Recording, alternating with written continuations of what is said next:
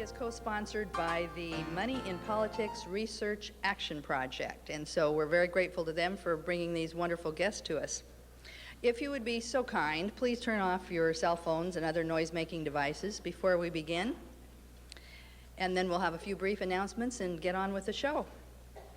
Our next Friday forum is here at the Governor, and it's co-sponsored by the Library Foundation, and appropriately, Donald Davis, the speaker, will talk about things we say in company, how stories unite communities. That's an interesting and different approach, how stories unite communities. So that's next Friday here at the Governor. I wanted to mention also that we are, as you probably know, many of you regulars know, we are in our new space across the street on the corner of 9th and Washington, storefront, walk in anytime. We are still trying to furnish it, however, because standing around trying to drink coffee and have conversations is not nearly as much fun as sitting down and doing so.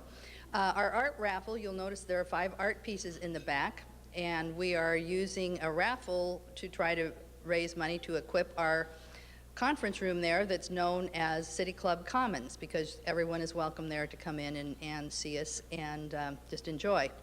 The tickets are a mere $5 a piece.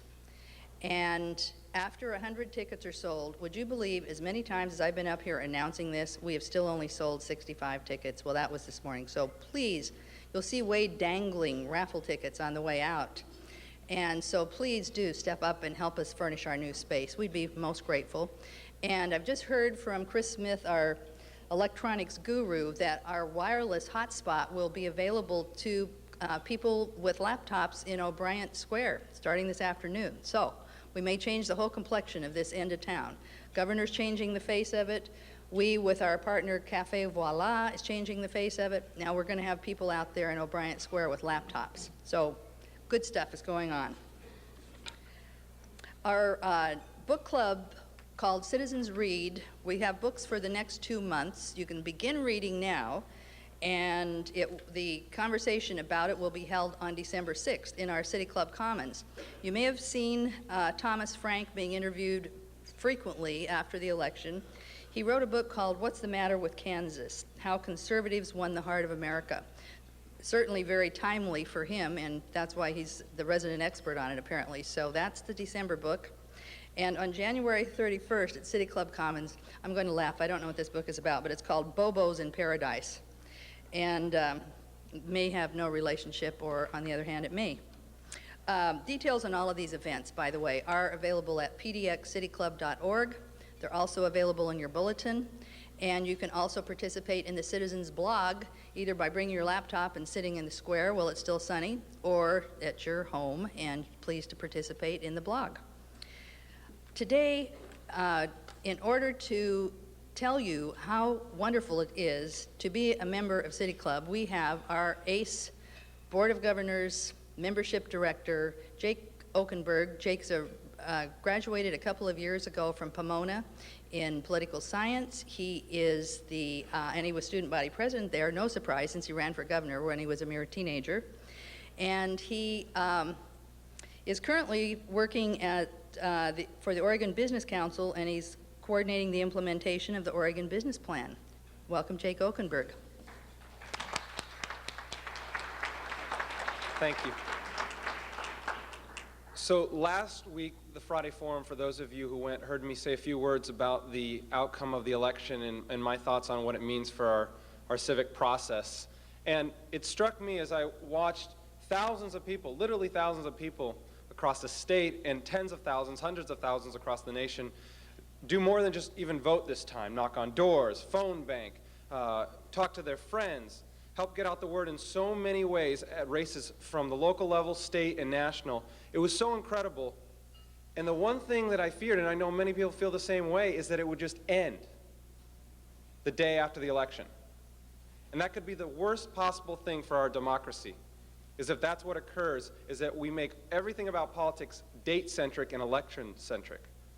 We have to have long-term sustainable community involvement to make things work. This forum today is going to talk about one way we can restructure our election process to bring more people into the process. But I think we can also do it by being part of something like City Club. Many of you are longtime members or new-time members and are supporters of City Club. For those of you who are not, consider joining us. And for those of you who have friends who might not be members, I know with the outcome of the election, there were many people who were exhilarated and many others who were very depressed. And what better gift to give to someone than the gift of City Club membership during this time of wanting to know what to do next. So you can have the forms on your desk. You can hand them in on the way out, or those of you listening or watching, you can go to pdxcityclub.org and fill your membership online there. So thanks so much.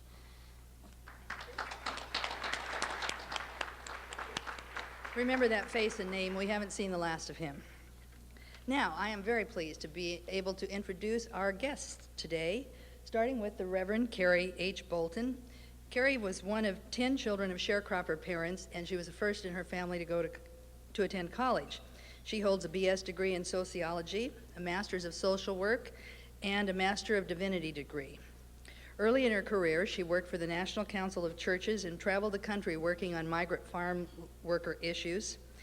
After that, she returned to her alma mater, Livingstone College, to head the Department of Sociology. She currently serves as pastor of the Alston Chapel United Holy Church in Pittsboro, North Carolina. And she's worked tirelessly in efforts to eliminate racism and support campaign finance reform. Currently, she's very active in several organizations who advocate for equal participation in the political process without lack of money as a barrier. Gary Blackmer is our own Portland City Auditor. He's in his second 4-year term. He holds a bachelor's degree from Northwest Illinois University and was a full-time PhD student in the Systems Science program at Portland State University for 2 years. His office is responsible for a wide array of oversight responsibilities, many more than I knew an auditor did. I just sort of thought an auditor kind of looked at numbers, but his office has an amazing amount of oversight in many organizations and for many of the agencies in the city. And he recently opened the Ombudsman Office to address citizen complaints. His office promotes open and accountable city government and has been at the forefront of a local clean campaign finance proposal. And in July, he and City Commissioner Erik Sten prepared a draft proposal for publicly financed city elections that was endorsed by City Club. It's currently under discussion by the Portland City Council. And last, but not certainly least, is Commissioner Marc Spitzer. He graduated from Dickinson College in Carlisle, Pennsylvania, and received a law degree from the University of Michigan. He was elected to the Arizona State Senate in 1992 and served for 3 successive terms after that, and became the Senate Majority Leader in 1996. In 2000, he was elected to the office of the Arizona Corporate Commissioner as a clean elections candidate, and I can't wait for him to tell you the story about how that happened. He became the first candidate in Arizona history to achieve statewide office with public funding. He was also an honorary co-chair of Keep It Clean, a campaign to fend off a recent attempt to overturn Arizona's clean elections law. So with that, I will turn it over to, I believe, Gary. You're going to begin. Gary Blackmer.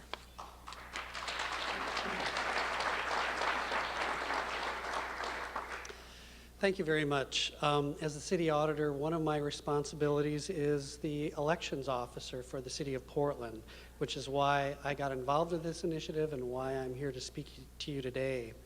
And also as an auditor, I think we always need to be vigilant for ways that we can improve what we're doing, especially elections. I know this is a time when you're probably tired of thinking about elections, but this is a time when we need to think about the next cycle because it starts next September.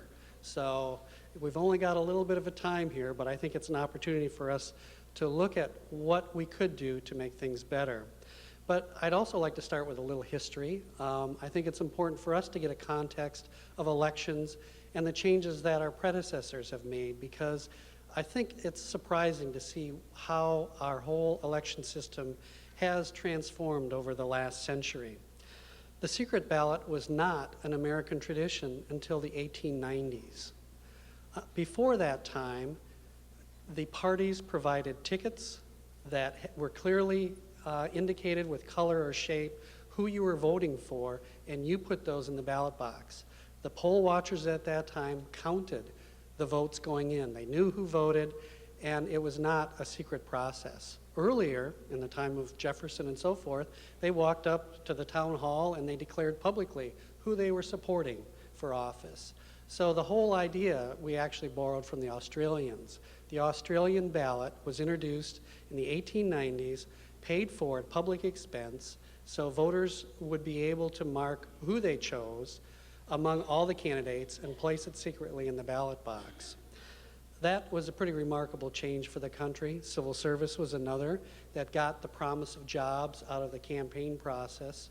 In the past, as recently as 1915, 1920, in city government, whole departments were cleaned out when a new candidate was elected, and people had to learn from scratch how to provide quality services.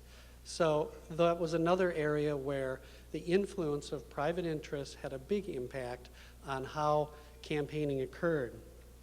Oregon has been in the forefront in many areas. The initiative, referendum, and recall, the direct election of our representatives in Congress in Washington, D.C.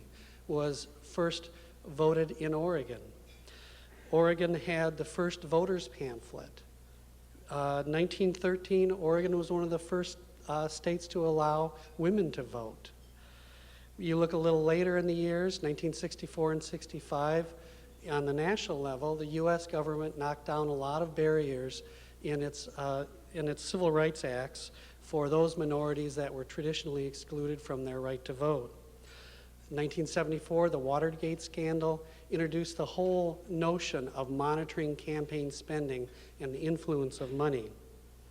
Again, Oregon was a pioneer in the 90s with our mail balloting, and I think we need to look into the future in terms of what we can do to keep our system innovative and ultimately achieving one of the goals I think we all agree to, which is that elections really must represent the well-informed will of our community, and they should not be swayed by private interests, especially through coercion, bribery, or obstacles of any kind. Yet money, in many ways, is swaying our elections, and much more so than in the past. Let me walk a little bit through the facts of city council races over the last 25 years. In 1970, candidates running for an open council seat spent a total of $560,000. That's all the candidates' money expressed in today's dollars. That grew to $735,000 20 years later in 1992. Suddenly, in 2002, that race was $1.25 million. If you look at the mayoral races, those open mayoral races, in 1972, $680,000 in today's dollars. In 1992, we topped 1.3 million. In 2004, 1.6 million. There's no doubt that money has suddenly changed the whole dynamic of elections in Portland. And in many ways, it determines success, and success also determines the ability to raise money. Of the 114 campaigns since 1970 that we have elections records for, the highest spending candidate also received the most votes in 87% of the cases. There were only 15 times when the candidate who spent less money won. And in most of those 15 cases, the difference between the two candidates was relatively small, less than 15 or 20% difference in spending. Now, these patterns have developed not because money is insidious, but money works, money succeeds. And what it also does, though, is it succeeds in eroding, I think, the public confidence in the candidates that step forward. In a national survey in 2000, 87% of the respondents thought that contributions from special interests affected the voting decisions of our members of Congress. And closer to home, in 2000, we had a clean money initiative statewide that passed by 57% in Portland. However, it didn't pass because of no votes in the rest of the state. Now, incumbents find that it's easier to raise money. A study done by the Money in Politics Research Action Project found that the average size of contributions that our incumbents raise is about $700, as compared to the average of about $300 that they were able to raise when they were first challengers for the office. So suddenly you see incumbents are better able to raise money. They're better able to run a race, and money again plays a large part.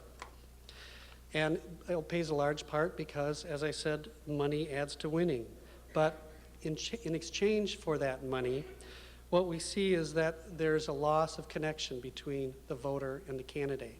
That money is spent for mass marketing, for getting a message out, as opposed to spending time in direct voter contact.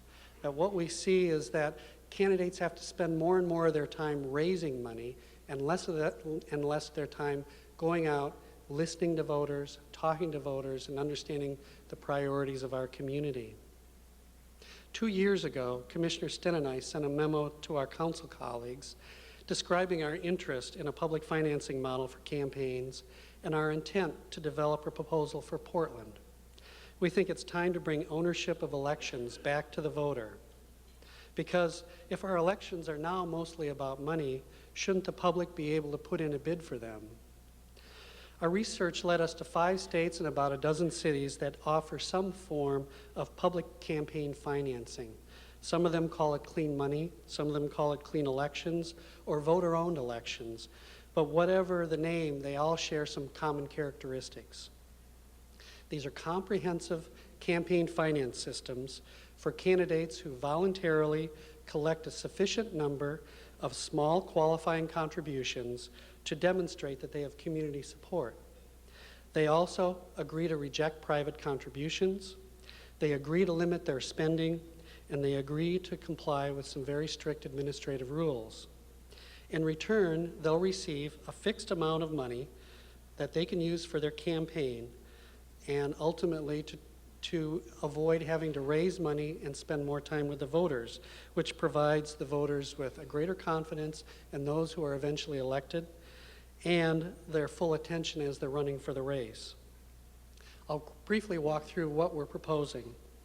The qualifying threshold for candidates: for a mayor, the mayor would have to deliver 1,500 $5 checks.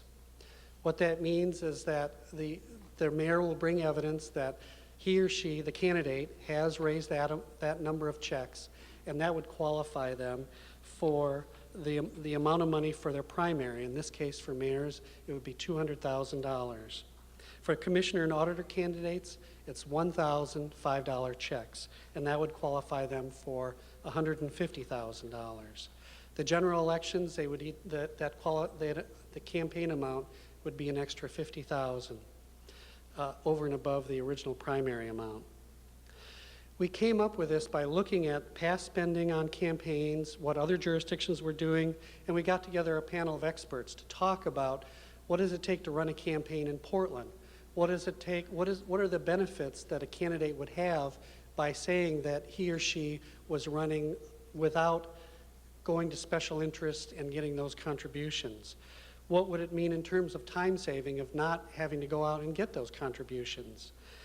So we felt that it was important to come up with a number that was sufficient to provide a candidate the ability to get a message out there, but still prudent in terms of the public dollars. We also recognize that there would be candidates who did not participate in the system or independent PACs, and those would be matched if they started going over the campaign limit. So a candidate who spent in excess of that campaign fund would have to notify our office, and then we would provide a share of funds to the clean money candidates. To do all that, we're going to need to have a good reporting system. My office has already started doing electronic reporting of C&E reports and publishing them on the web, but what we would like to do is have that more immediate and more frequent. So not only do all the candidates see what the other candidates are doing, but the public can see it. So that's one of the elements that we are investigating in this process. Now, we don't think we need to match those other candidates dollar to dollar, because we think that in what we heard from other jurisdictions was that candidates actually have a great advantage when they're talking to voters about being a candidate who is not going out for special interest money. And our sense is that we need to be looking at that all the time to see if we need to adjust the threshold of the number of checks that come in for each office, and also the amount of money as well as the administrative rules. So we won't lock those elements into law. We're going to pull together a citizen commission who's going to basically debrief after elections and also monitor them as they're happening to make sure that our rules make sense, our amounts make sense, and that it works for the community. Now, the cost to the public was a rather challenging analysis. We looked at the campaigns over the last 24 years in all the city races, and we tried to replicate what it would cost if it were a clean money system. And we also looked at what would happen if we got more candidates, which we hope happens with this system, and that we have a great participation rate. Our sense from talking to other jurisdictions was that the participation rate will grow over the years. So what we did was we essentially built a computer model of the last 24 years of elections and ran a bunch of assumptions against it. And the assumptions that we came up with were that we would have 50% more candidates. Now, we don't know if it's going to be 50%, but we want to be prudent in terms of estimating the amount of money we need. So we said 50% more candidates. Arizona, incidentally, has had a 24% increase in candidates since it introduced its clean money system. And we assume 75% participation rate over the next 10 years. And that seems to be a pretty reasonable one. The estimate for that is $1.3 million per year. What we're calling for is a fund that the City Council would put that money into, and that it would be drawn upon when candidates qualify with the $1,000 or $1,500 checks that they would provide as proof that they have community support. That represents $2.45 for every resident of Portland. It's not a huge amount of money. It represents less than 0.2% of the city budget. And what Commissioner Sten and I have proposed is that money be absorbed within the bureaus as part of the general overhead that the city routinely charges for the cost of council offices and my office. From our perspective, this is part of leadership. This is part of accountability. And that the quality and the integrity of our leadership reflects directly on the services that we provide to the public. And when council is making decisions about utility rates or any other allocation of resources, that ultimately that's the most important thing that that group can do, and we need to be careful and cautious that we provide them the independence and also the ability to act above reproach. This is a small community. It's small enough that many people know many other people, and it's very difficult in many cases for council to make decisions in a situation where they have encountered many of the people in our community, and some will benefit and some won't. So to that degree, I think for our community especially, this is a small price to pay for that value that council gets and ultimately our citizen gets. The next step is for us to work through some of the final administrative issues and procedures, finalize our report, and then bring it to City Council after the first of the year. If Council enacts this proposal for the next election cycle, my office will be very busy in the next 8 to 10 months putting together the procedures and bringing together a city commission to help us in setting this system up so that we can have it by September for the next council races that come forward, and the auditor race, by the way. If you have any questions, you can contact my office. We have lots of information about this on the elections website of the auditor's office. On the left-hand side, you'll see the clean money link there. Go to it, you'll find our draft report, lots of other information, links to other jurisdictions. But for me, ultimately, I think it's most important and fulfilling to work on this because this is all about building leadership in Portland and selecting the best of us to work on all of our behalf. So thank you.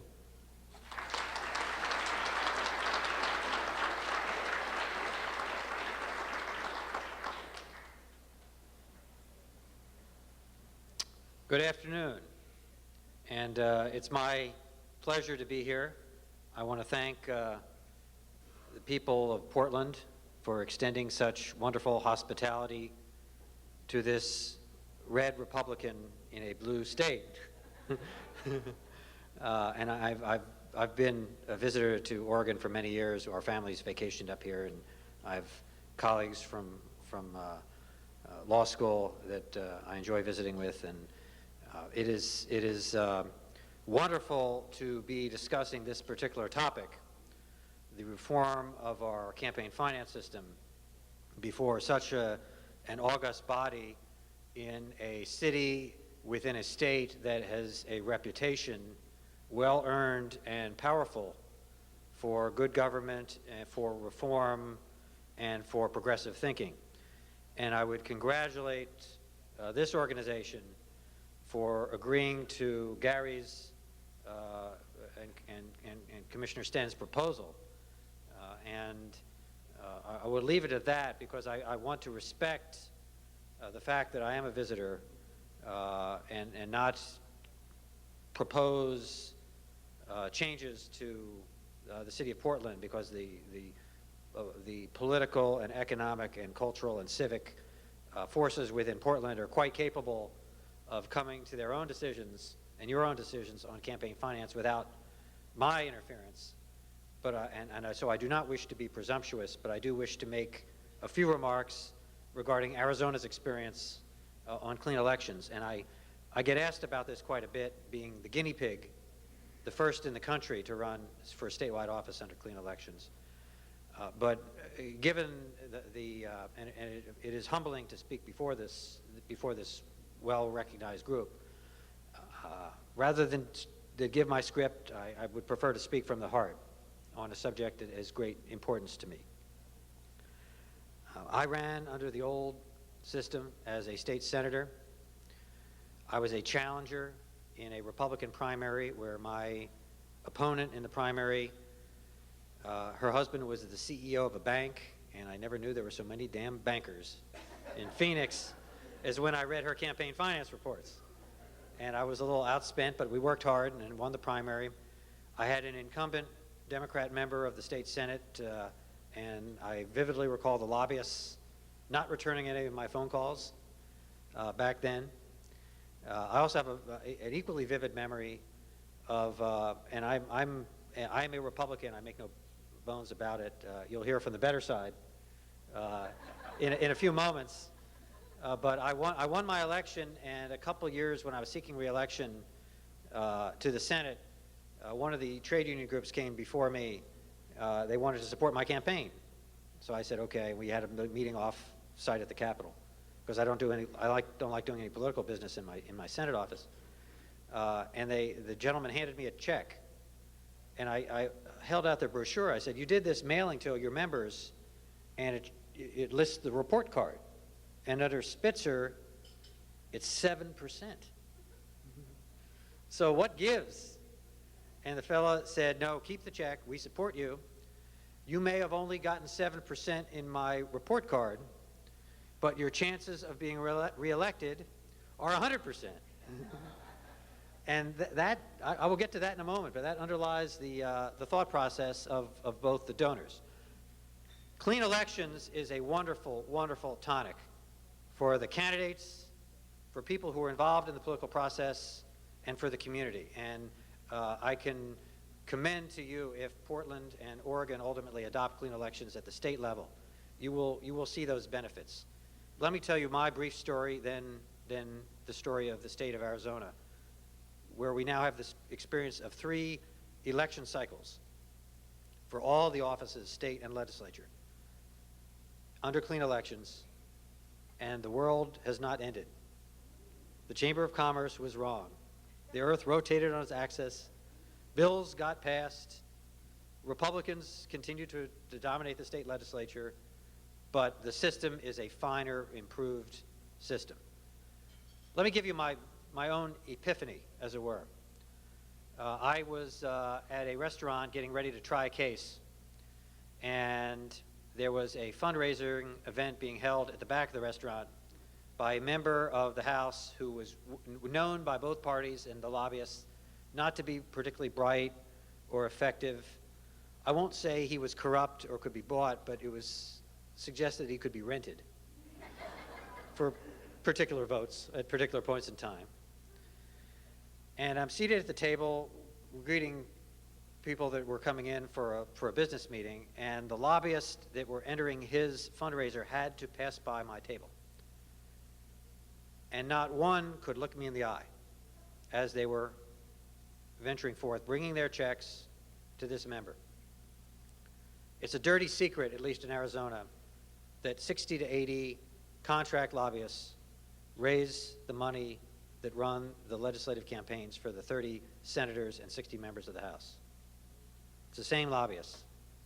And as these folks could not make eye contact with me, going through, a light went off in my brain that, you know what? They bring checks to me.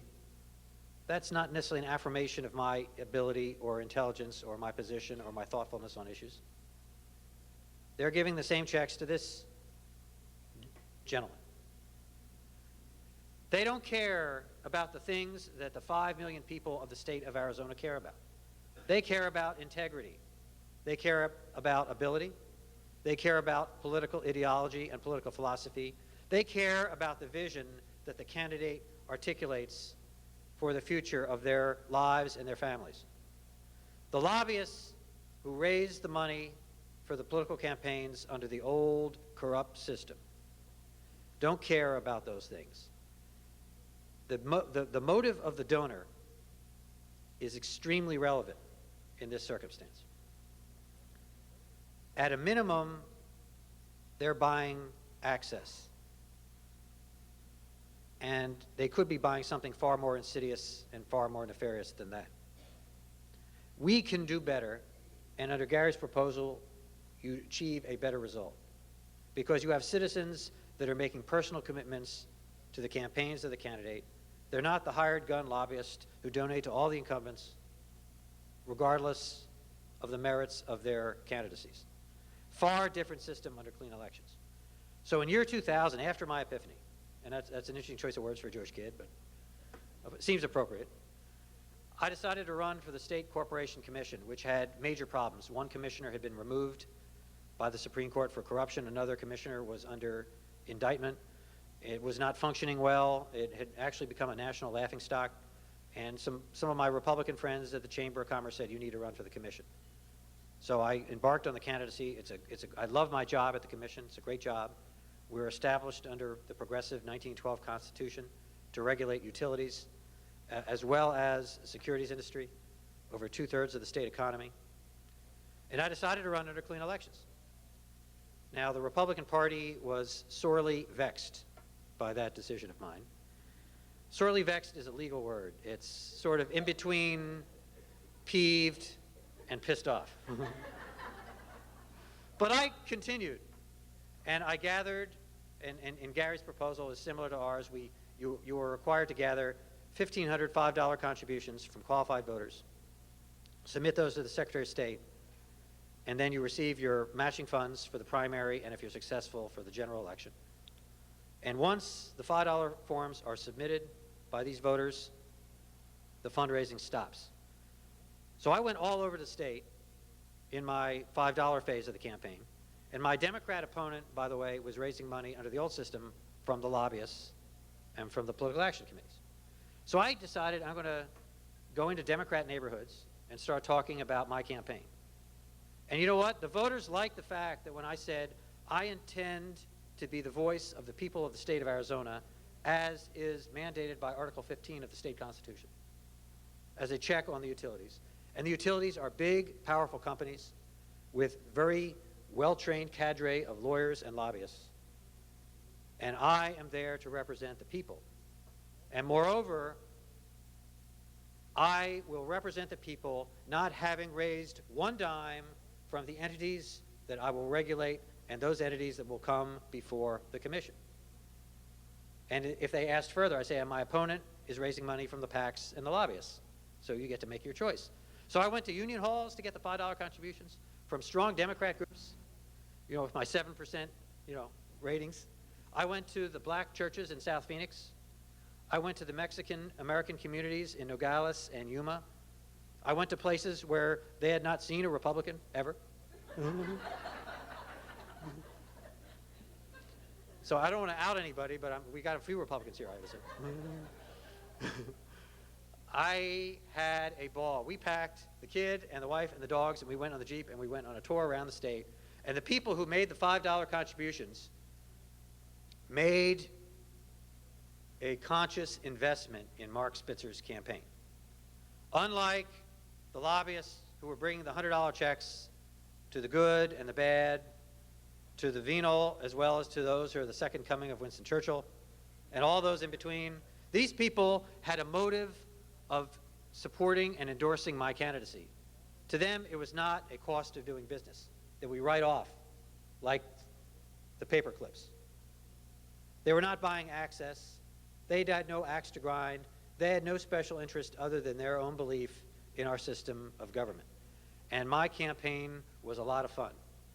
And I ended up getting some crossover Democrat votes. I won by, despite not having raised the PAC and lobbyist money, by over 120,000 vote margin. And more important than that, more important than the result, was the fact that after election, we had a torrent of crises in the utility industry. This is across the country. And Oregon suffered as well from the California fiasco and the implosion of Enron and the disruption of our electric grid and the electricity and energy trading markets, the collapse of WorldCom, the episodes that are very difficult with Quest, who is also your Bell operating company. We had to regulate, and we had to impose substantial fines and penalties on Quest for violations of Arizona law.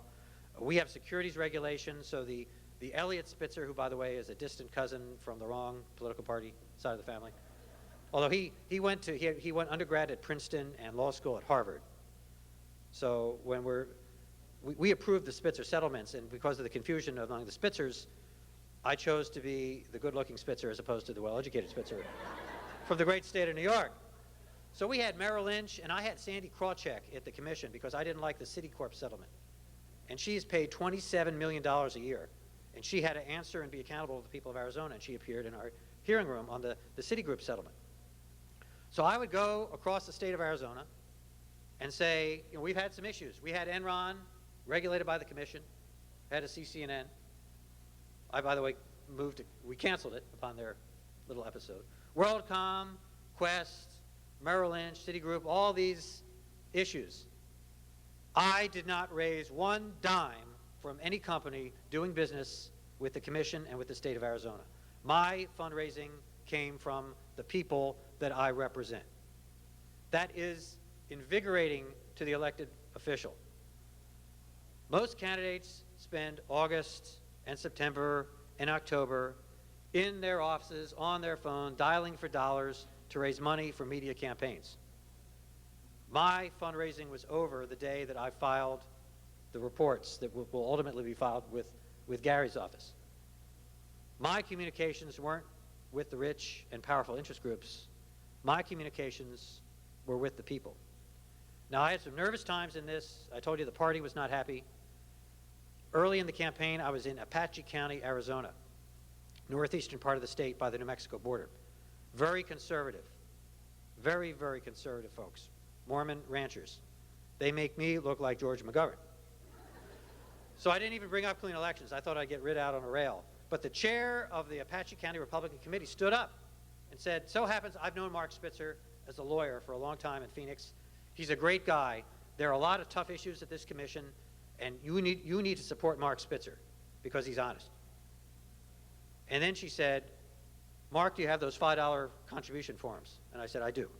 She said, I want every one of you to make a $5 contribution to Marc Spitzer's campaign. And what she said was very interesting. She said, we're in Springerville. We are closer to Albuquerque by 2 hours than we are to Phoenix. We work hard. We care about our state government. But for us in Springerville, for we in Springerville to be involved in a statewide political campaign, such as for Corporation Commission, that we really care, that's really important to us, we have to drive to Phoenix and write a $1,000 check at a fancy party at the Phoenix Country Club. We think that the people of Springerville, Arizona, are entitled to the same level of government that the people are at the Phoenix Country Club. This clean elections contribution makes us equal, because our $5 is just as equal to the fancy people at the Phoenix Country Club. And again, this is from a very conservative Republican. It is a great equalizer.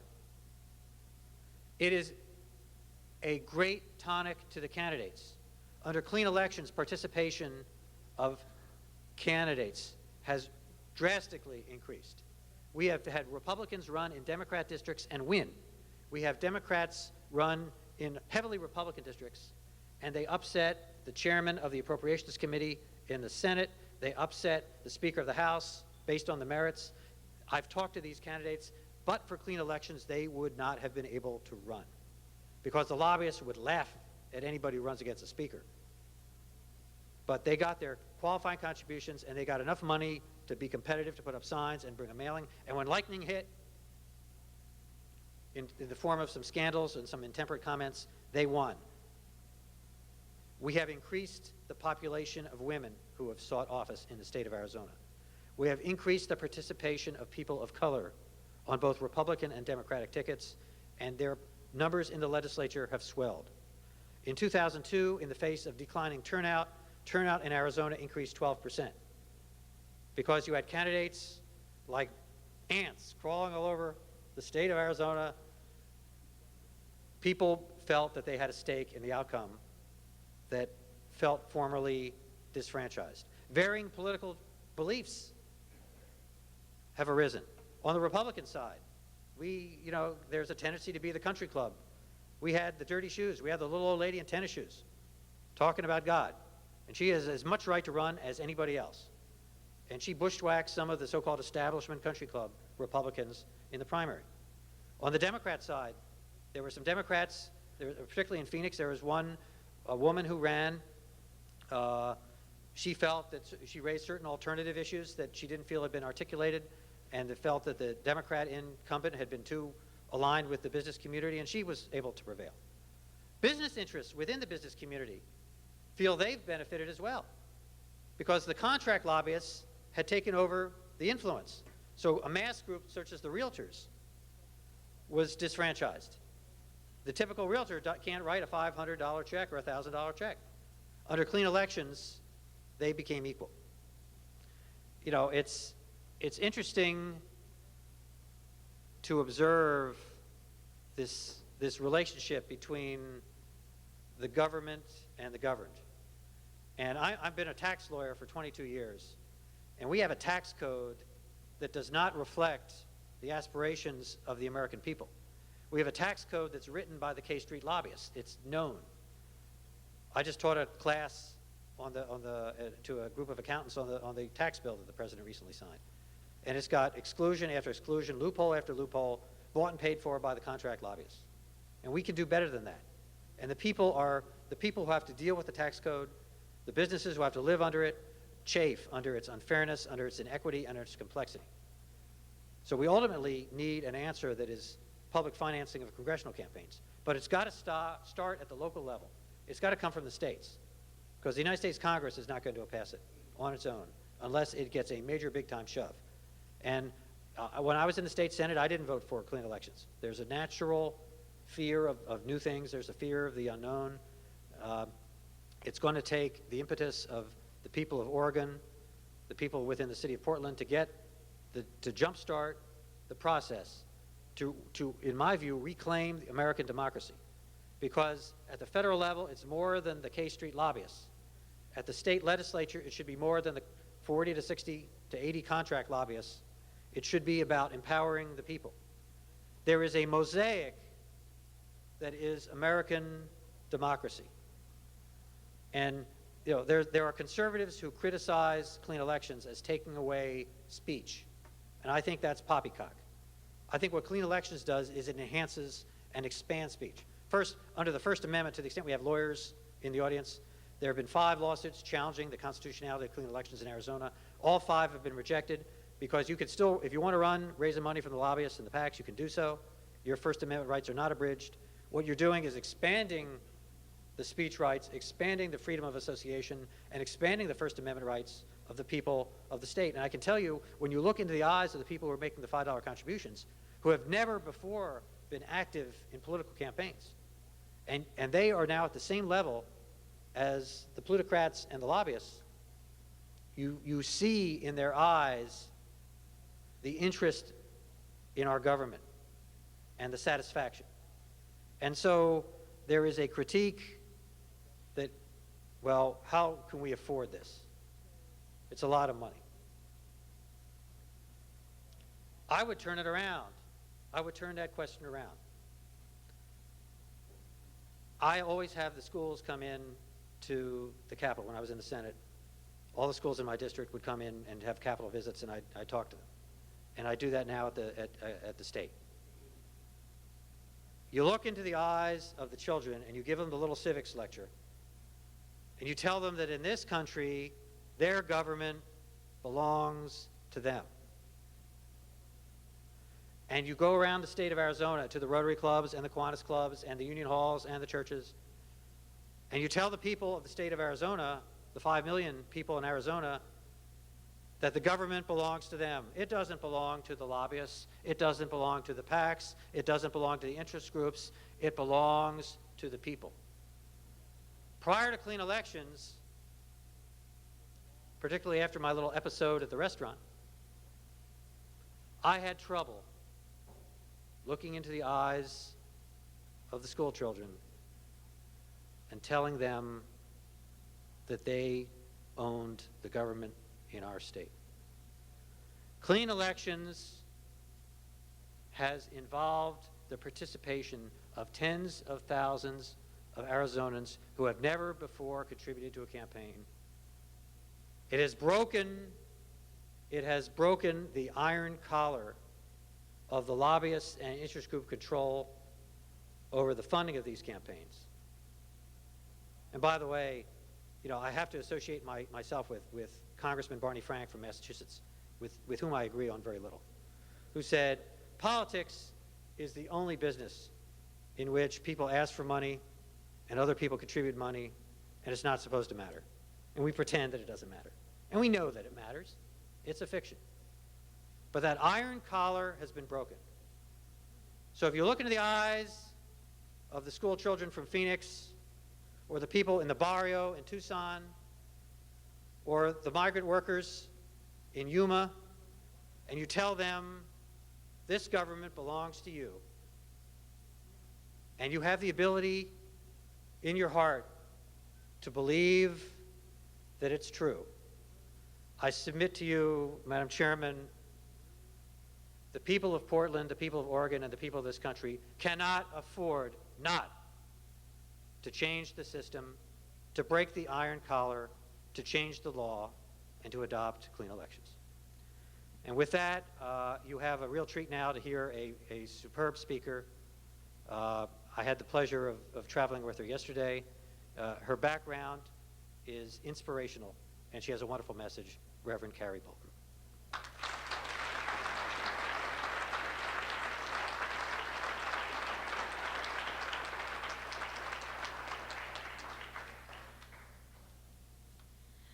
Good afternoon.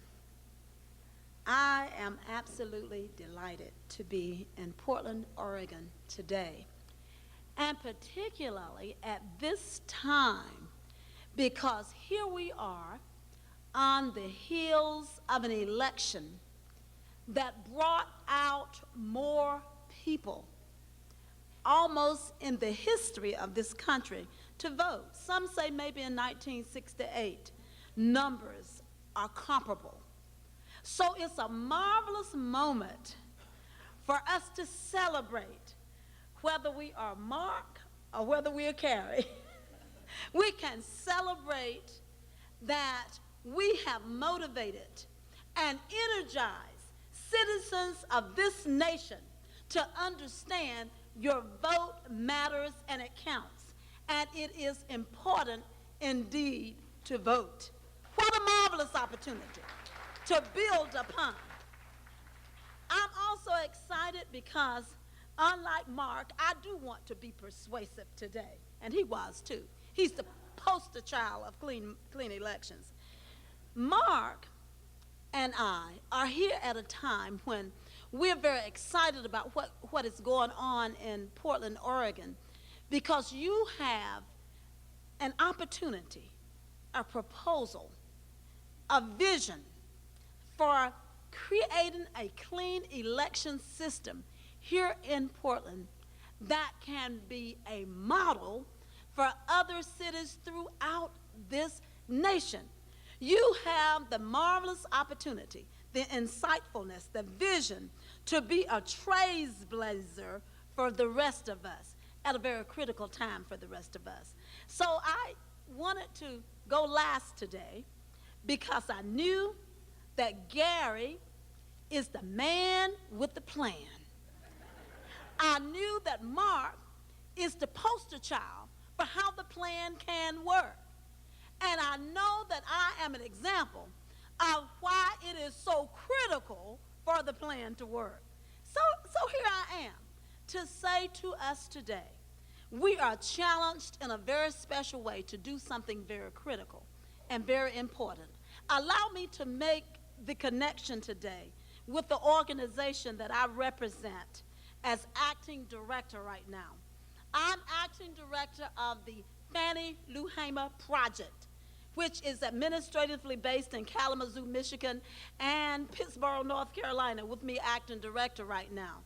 And one of the things about the Fannie Lou Hamer Project that is a little different, in my opinion, from other campaign finance reform groups is we do not just emphasize the corrupting influence of money in politics or the presumed corruptive influence of money in politics, but we emphasize that the amount of money that flows through our political arena virtually shuts out the voices of people of color, poor people, and very often women.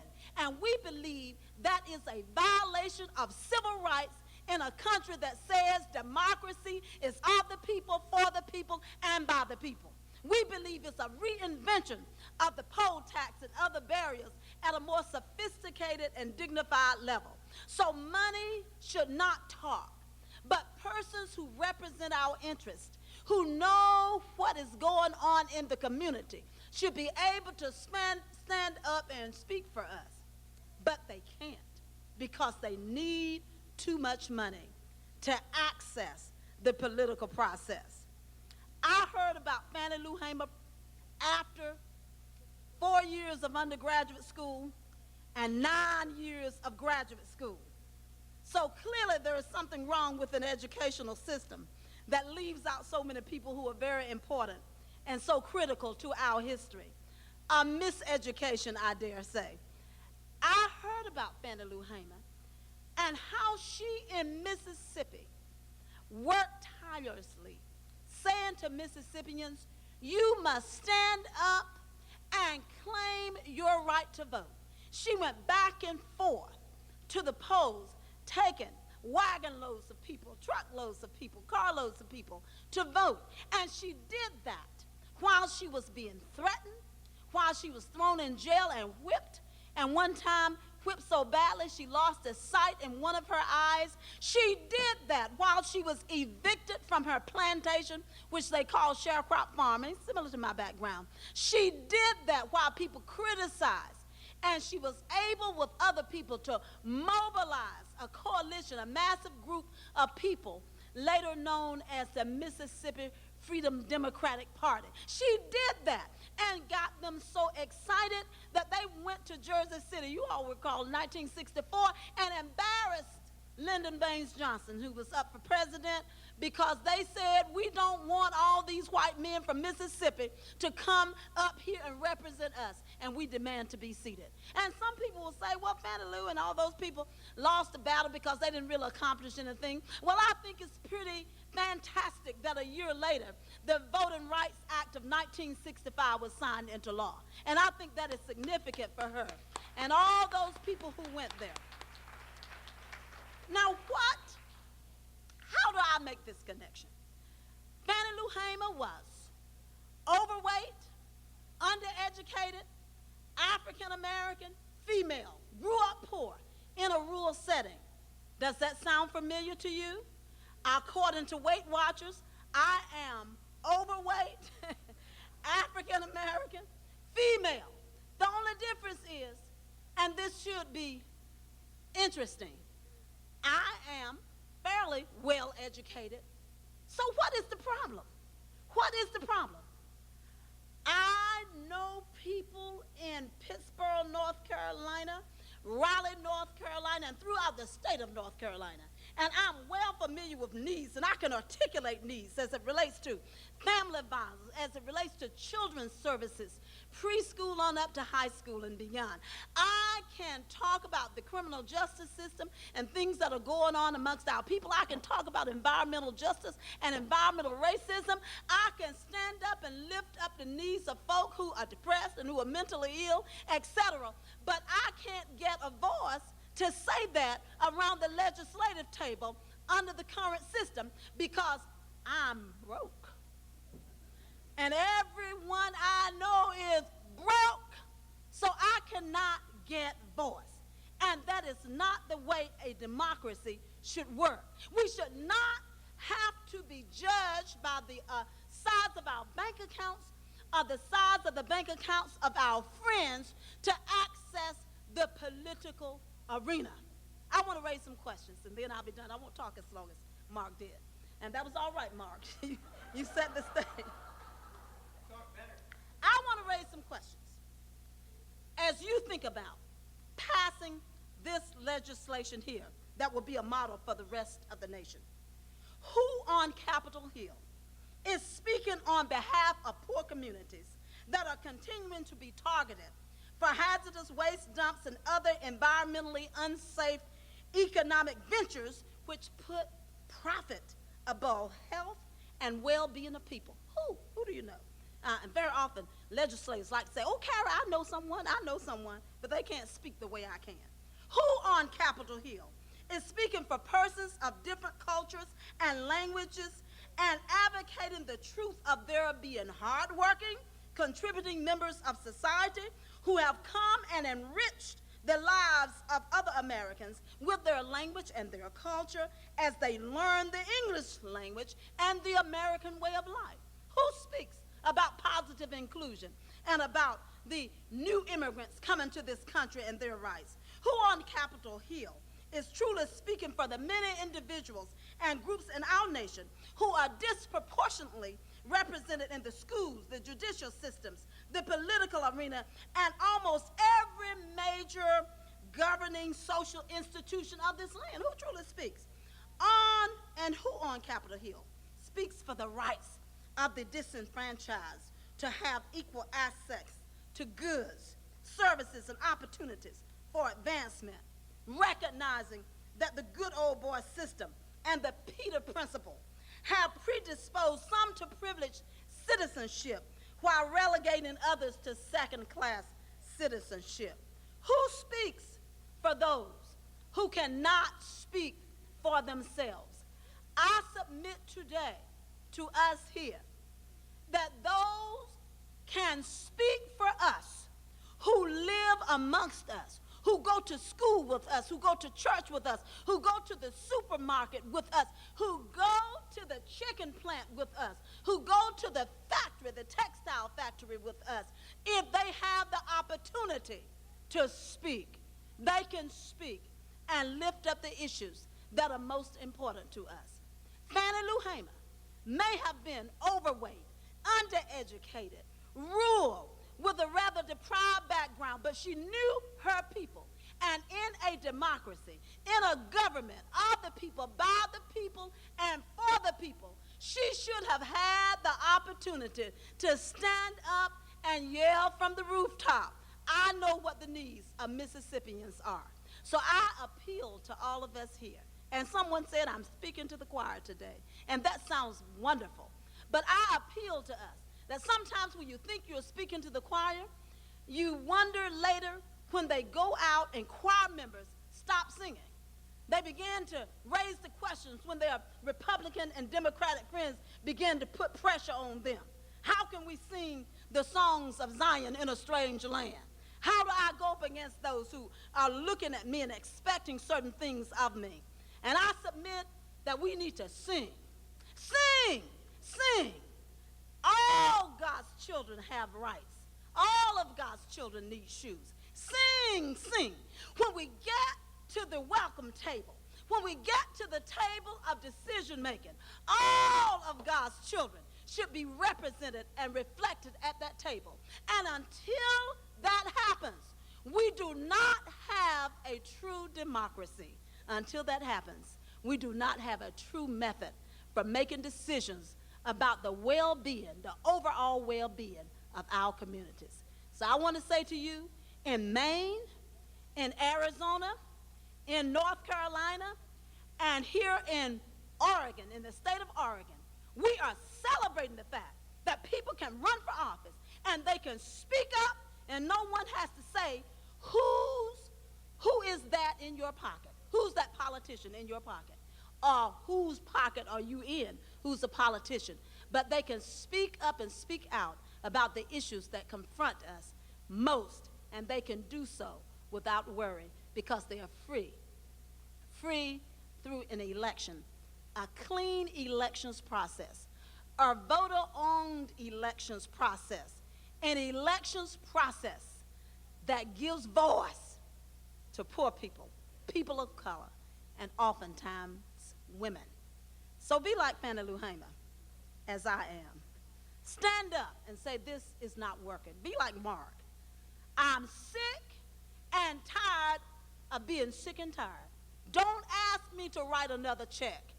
Ask me to speak up and talk about, let my people go. Thank you.